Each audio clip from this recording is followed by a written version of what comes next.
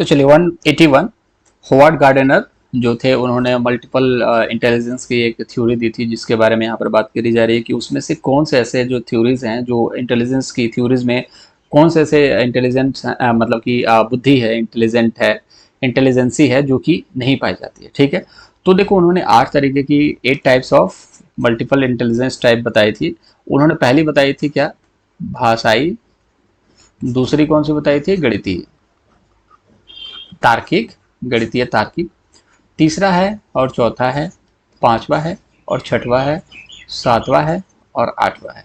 ठीक है, नौवा है जो कि फिलॉसफी के बारे में है कि दार्शनिक बुद्धि, लेकिन वो बहुत रेयर है और नहीं माना जाता है, पेपर में 8 ही पूछा जाता है।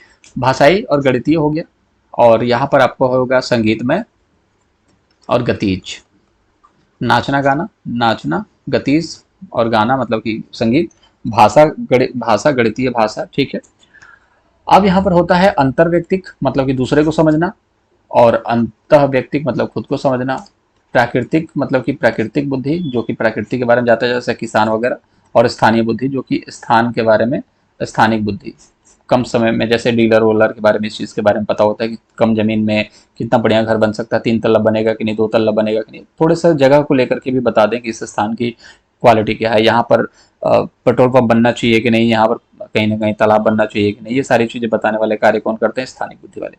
1983 में इन्होंने 7 तरीके की बुद्धि बताई थी, लेकिन फिर बाद में उन्होंने ऐड कर दिया प्राकृतिक बुद्धि जो कि 1998 में ऐड करा था। तो इन सभी बुद्धि में एक बुद्धि मुझे तो नहीं दिख रहा है, भावात्मक बुद्धि, तो ये वाला जो आंसर जो है वो नहीं है। तो नहीं है पूछा है, जो नहीं है वही वाला आपका आंसर सही है, आंसर नंबर 3 राइट आंसर हो जाएगा। ठीक है, चलिए अगला प्रश्न देख लेते हैं। अभिकथन है ये कि राष्ट्रीय शिक्षा नीति 2020 के अनुसार 5वीं कक्षा तक सभी बच्चों को उनकी मातृभाषा में शिक्षा दी जाए। ठीक है, बहुत अच्छी बात है। एनईपी जो कहता है कि मातृभाषा जो मदर टंग है उसमें बच्चे को शिक्षा दी जानी चाहिए, इससे बच्चा अच्छी तरीके से चीजों को सीखता है। छोटे बच्चे अपनी मातृभाषा में सार्थक अवधारणाओं को अधिक तेजी से सीखते हैं और समझते हैं। जैसे आपकी जो भाषा होगी, आप जब माता पिता बनेंगे, आपकी जो भाषा होगी वही तो बच्चा सीखेगा। आप अंग्रेजी में बात करेंगे तो भी अंग्रेजी में बात करेगा, हिंदी में करेंगे तो हिंदी, आपकी जो कोई अगर मदर टंग होगी उसमें बात करेंगे उसमें सीखेगा। क्योंकि आप हिंदी में बात करोगे और उसको बोलोगे कि तू इंग्लिश में सीख, तो नहीं सीख सकता, क्योंकि वो बच्चा वही चीजें सीखता है जो कि मातृभाषा में वो चीजें अडॉप्ट कर रहा है, जो सुन रहा है अपने आसपास में वही चीजें सीखता है। आंसर नंबर फर्स्ट जो होगा वो राइट आंसर हो जाएगा। ये बिल्कुल सटीक आंसर है, क्योंकि बाकी सभी आंसर यहाँ पर इसको व्याख्या नहीं करते, गलत है।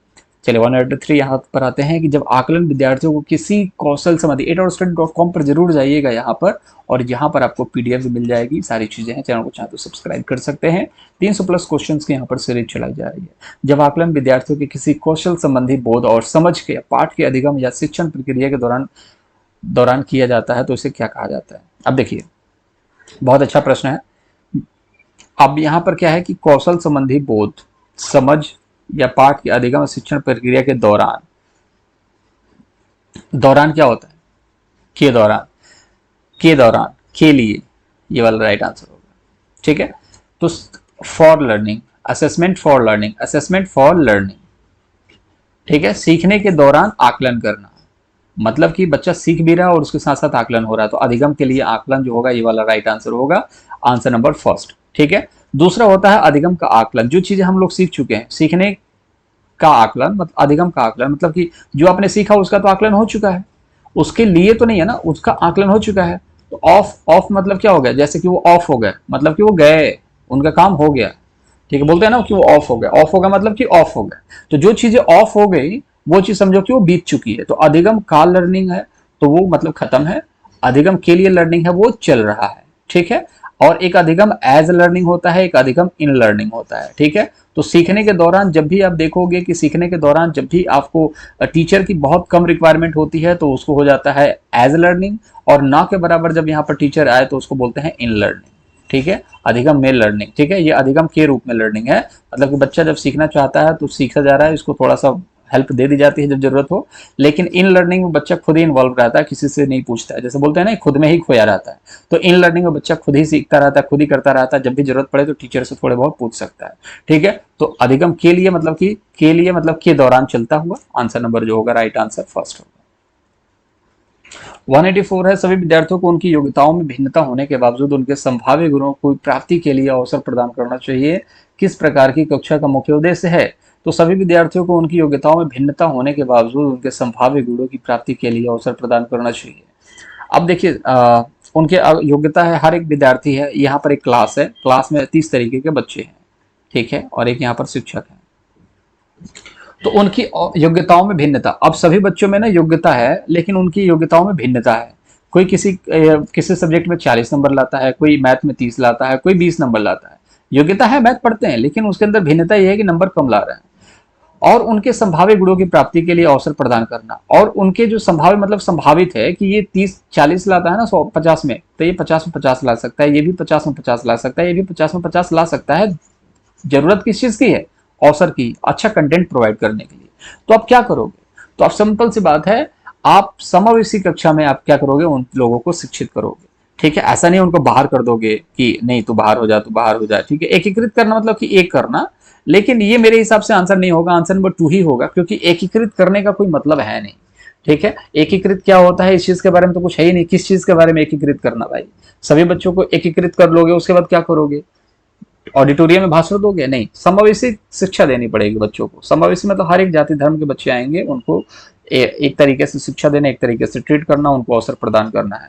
विशेष शिक्षा वो होती है शिक्षा जिसमें बच्चों को अलग से शिक्षा दी जाती है। अप्रगतिशील, ये तो गलत हो गया। आंसर नंबर 2 राइट आंसर है। चलिए, वंचित पृष्ठभूमि से बच्चे। वंचित पृष्ठभूमि वो होता है जो बच्चे कभी भी किसी चीज से वंचित हैं। जैसे आप बोलोगे ना कि हम हमारे माँ बाप वंचित रह गए, हम लोग जिस एज में हैं वो उस एज में बच्चे जो है लैपटॉप से पढ़ाई कर रहे हैं, मोबाइल से पढ़ाई कर रहे हैं, लेकिन हमारे माता पिता वो तो वंचित रह गए ना इस चीज से। तो जिस व्यक्ति को जो चीज मिलता है तो मिलता है, जिस चीज को नहीं मिलता है बोलते हैं वंचित रहना, ठीक है। तो वंचित पृष्ठभूमि के बच्चों को संबोधित करने के लिए एक शिक्षक को क्या चाहिए कि उन्हें लिखित काम ढेर सारा दे दे? तो ये गलत हो गया। कहा जाए कि यार तुम ऐसे समाज से आते हो, तुमको कुछ आता है नहीं, तो ये लोग सारा ये सब लिखो, ये सब काम पूरा करो, ऐसा नहीं है। उनके संदर्भ के बारे में जानने का प्रयास करें, उन्हें कक्षा चर्चा में शामिल करें, ठीक है, ये अच्छी बात है। देखते हैं इसके बाद क्या है, इसको भी मैं समझाता हूँ सेकंड वाले को। उन्हें कक्षा में अलग से बिठाएं, उनको अलग से बिठाओगे कि तुम पीछे वाले सीट पे बैठो और साइड में किसी से सट के मत बैठना, ठीक है। तो ये सब गलत है, ये सब नहीं कर सकते आप। उन्हें अनदेखा करें, क्योंकि वो अब अनदेखा कर दिया तो फिर क्या है, क्या समावेशी शिक्षा, कहाँ है का स्कूल, कहाँ है के लिए टीचर। आप चीजों को समझो। एक बच्चा जो ऐसा है जिसको कुछ अच्छा नहीं मिलता, उसके माँ बाप पढ़े लिखे नहीं है, वो चीजें नहीं समझता है कि पढ़ाई लिखाई क्या चीज होती है, और वो इन सभी चीजों से बहुत दूर है। तो उनको ये चीज से फेमिलियर करने के लिए, जानकारी प्रदान करने के लिए आपको करना क्या है कि आप इन्फॉर्मेशन को देने के लिए आप ये प्रयास करें कि उनको चाहिए क्या, किस चीज की उनकी जरूरत है, और उन्हें कक्षा में जो भी चर्चाएं होती हैं उसमें शामिल करें। हो सकता है वो अपना अनुभव शेयर करें कि उनके घर में जो स्थितियां हैं वो किस तरीके की हैं, उनके घर में इतने पढ़ाई के माहौल क्यों नहीं है, वंचित क्यों रह गए। ये सारी चीजें जब बताएगा ना बच्चा, तो टीचर को भी एक इन्फॉर्मेशन मिल जाएगी कि हाँ आने वाले बच्चे जो होंगे इस तरीके के हो सकते हैं, और इन बच्चों के लिए अलग से एक तरीके से प्लानिंग करनी पड़ेगी कि इनको किस तरीके से सिखाया जा सके, ठीक है। क्योंकि हर एक बच्चे के अंदर अलग अलग तरीके की बुद्धि है, ग्रोथ है, और अलग अलग पोटेंशियल है। वो कौन सा बच्चा क्या कर जाए किसी को कुछ नहीं पता। तो ह्यूमन रिसोर्स को ना वेस्ट नहीं करते हैं, ठीक है। तो ह्यूमन रिसोर्स के अंतर्गत शिक्षा को क्यों रखा गया था? क्योंकि एक ह्यूमन है ना, वो रिसोर्स है। एचआरडी समझते हो ना, एचआरडी में था ह्यूमन रिसोर्स डेवलपमेंट।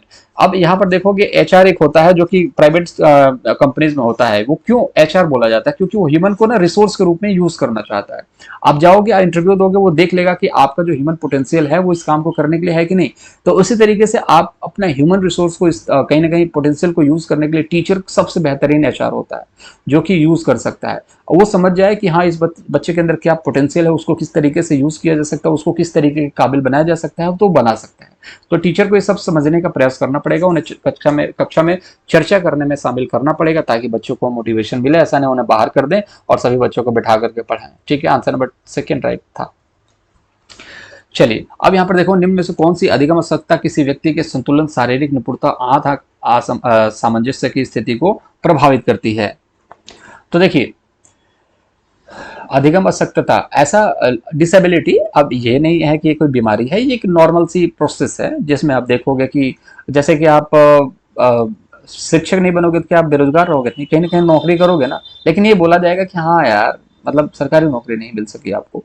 लेकिन फिर भी यहाँ पर अधिगम अशक्तता में अब ये कौन सी बीमारी है भाई? ये कौन सी ऐसी स्थिति है, कौन सी ऐसी अक्षमता है जो व्यक्ति के संतुलन, शारीरिक निपुणता मतलब शरीर के अंदर जो निपुणता है, और हाथ आंख सामंजस्य की क्षमता को प्रभावित करती है? जैसे हाथ से मैं लिख रहा हूं और लिखते लिखते लाइन जो है ना मेरी यहाँ चली जाती है, ठीक है, तो ये मेरे पेन टैप की वजह से दिक्कत हो जाता है कभी कभी, ऐसा नहीं है, मैं सीधा भी खींच सकता हूँ लाइन।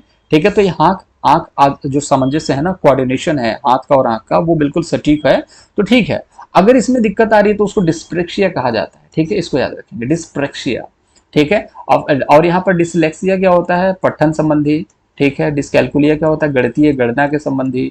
डिस्फेजिया मतलब भाषा वाक से संबंधित होता है, अफेजिया। ठीक है, डिस्फेजिया। ठीक है, भाषा को एक्सप्रेस करने में, जैसे कि किरण बोला जाता है जो भाषा को एक्सप्रेस नहीं कर पाता है। ठीक है, तो कहीं ना कहीं वो देखोगे कि फंसने वाली जो स्थिति हो जाती है, हकला के बोलने वाली जो स्थिति हो जाती है, डिस्फेजिया के अंतर्गत आता है। ये पठन संबंधी विकार है, मतलब पढ़ने में कठिनाई होती है बच्चे को, तो वो तो पठन संबंधी है। यहाँ पर बच्चा पढ़ लेता है लेकिन थोड़ा सा रुक रुक के पढ़ता है, तो डिस्फेजिया नामक एक प्रॉब्लम होती है जिसकी वजह से वो होता है। बीमारी नहीं है, प्रॉब्लम है।